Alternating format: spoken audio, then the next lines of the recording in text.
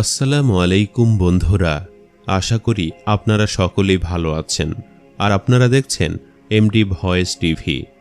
বন্ধুরা, আজকের এই ভিডিওতে আমরা হযরত ঈসা আলাইহিস সালাম ও এক লোভী ব্যক্তি এবং ৩ জন ডাকাতের বিস্ময়কর ঘটনা সম্পর্কে বলতে চলেছি, যা শুনে আপনি বিস্মিত হয়ে যাবেন।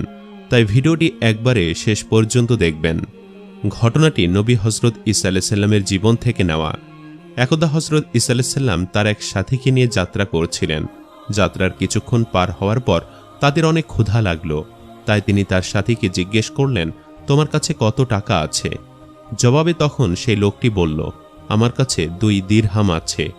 তখন হযরত ঈসা আলাইহিস সালাম নিজের 1 দিরহাম আর লোকটির 2 দিরহাম, মোট 3 দিরহাম দিয়ে লোকটিকে বললেন, সামনে একটি খাবারের দোকান আছে, সেখান থেকে 3 দিরহাম দিয়ে 3টি রুটি নিয়ে আসো। তখন লোকটি রুটি আনতে চলে গেল এবং 3টি দিরহাম দিয়ে 3টি রুটি কিনে নিয়ে আসলো। রুটি নিয়ে হযরত ঈসা আলাইহিস সালামের কাছে আসতে আসতে ভাবতে লাগলো, আমি তো 2 দিরহাম দিয়েছি, তাহলে আমি কেন তার সাথে ভাগ করে খাবো? আমি তো হিসাব অনুযায়ী 2টা রুটি পাই, কিন্তু তিনি তো আমাকে একটা আর একটার অর্ধেক রুটি দিবে।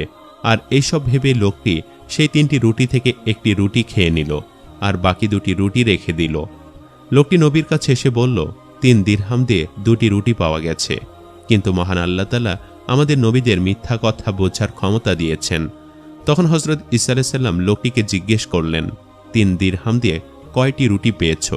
জবাবে তখন লোকটি বলল, 2টি রুটি পেয়েছি। তখন হযরত ঈসা আলাইহিস সালাম মনে মনে ভাবলেন, এই লোভ একদিন তোমাকে ধ্বংস করবে। কিছু দূর যাওয়ার পর হযরত ঈসা আলাইহিস সালাম একটি নদী দেখতে পেলেন, যে নদী পার হয়ে তাদের ওপারে যেতে হবে। লোকটি তখন বললেন, হে নবী, কিভাবে আমরা এই পথ পাড়ি দেব? এত পানি দিয়ে কিভাবে আমরা ওপার যেতে পারব? এখানে তো নৌকার কোনো ব্যবস্থাই নাই। তখন জবাবে নবী বললেন, আল্লাহর ইচ্ছা হলে খুব সহজেই পার হতে পারব।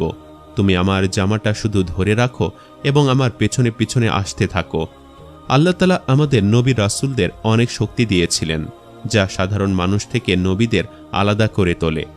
আল্লাহ তাআলার অশেষ রহমতে নদীর পানি পায়ে না লাগিয়ে ওপরে পৌঁছে গেলেন। আর এই ঘটনা দেখে তখন লোকটি বললেন, আপনার এই অবিশ্বাস্য কাজটি দেখে আপনার প্রতি আমার বিশ্বাস আরও বেড়ে গেল এবং আল্লাহর প্রতিও আমার বিশ্বাস আরও শতগুণ বেড়ে গেল। হযরত ঈসা আলাইহিস সালাম বললেন, তোমার ঈমান কি আগের থেকে এখন শক্ত হয়েছে? তুমি কি তোমার ঈমানকে সত্যি পূর্ণ করতে পেরেছ? জবাবে লোকটি বললেন, হ্যাঁ, আমি আমার ঈমানকে আরও শক্ত করতে পেরেছি। এবার